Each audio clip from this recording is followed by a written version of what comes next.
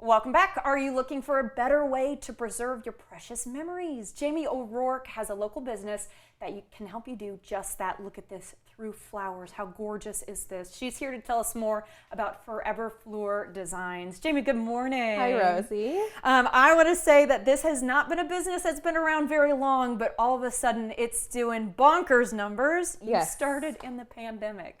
I started working with resin during 2020. This was my pandemic project.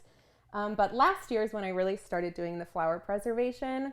So that's been kind of my main business since then. Yeah. And I mean, last year, tell me about the number of weddings you did versus this year. Last year, I think I had 11 weddings. And so far this year, I'm at like 60. That's crazy. So, it's only going to get busier. I think so. It's a lot of word of mouth. So it's good for business. Well, absolutely. And I think people can see the quality of your products sitting here on the table today. Why don't you tell us a little bit about what it is you do, what we're looking at? Sure. So I not only preserve wedding flowers, but I also do memorial flowers. And I can include pictures, invitations, sometimes jewelry from weddings I include in the resin.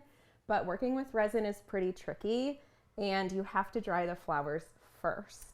So some people have tried it at home and they haven't fully dried the flowers, and then they get moldy in the resin. Ew. So you have to, it's a very tedious process, but it turns out beautifully, and then you have your flowers for a lifetime. Yes, I think that's so cool because, you know, a wedding bouquet, it's just that day, and then you don't really, you put so much love and thought and into money. picking those colors and all of that stuff. I've just done this, by the way, in the last 24 hours as I get married this month. Yes, thank you so much.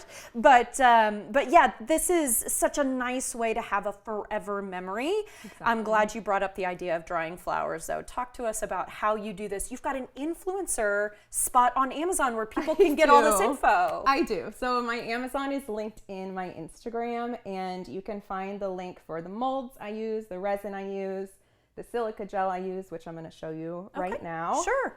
So I use silica gel to dry the flowers, and this is a beautiful fall bouquet from Zuzu Petals. They're located in Georgetown. I have never heard of Zuzu Petals, but now I have to call them. Look at how gorgeous this bouquet is. They really do an amazing job. So I take the flowers, I cut them right at the top of the stem and the base of the flower, and you just kind of bury them in the silica gel. Okay, so we're kind of like burying it in sand. Exactly. Face up, by the way.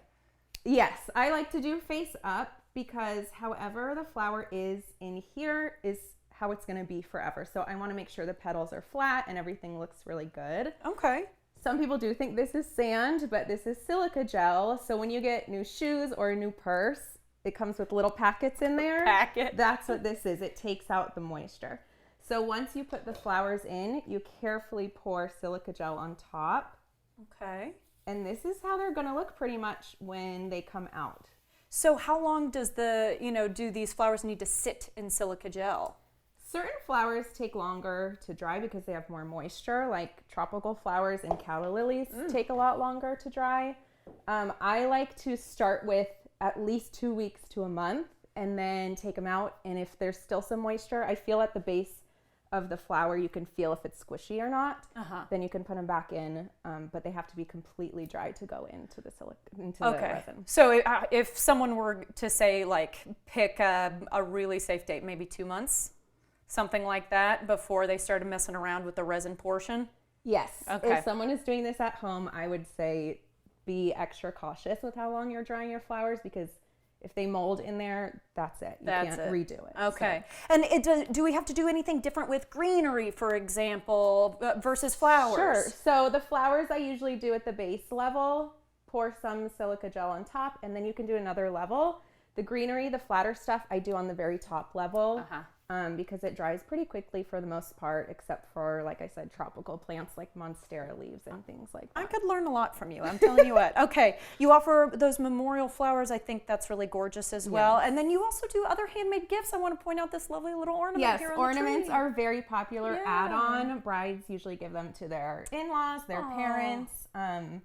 So yeah, those are very special around this time, of course. And then ring holders and jewelry dishes are also really popular add-ons as gifts for people who helped with your special day. Love it. Okay, we do want people to follow you on Instagram because before too long, a sale is coming up, just in our last 10 seconds. Yes, my Black Friday sale is coming up. I haven't announced it yet, but I'll be announcing this weekend what percentage we'll be taking off, so stay tuned for that. All right, follow along on Instagram and check out her Amazon website because, boy, you can pick all this stuff up. Try it for yourself, or trust the pro and just let Jamie do it. Yes.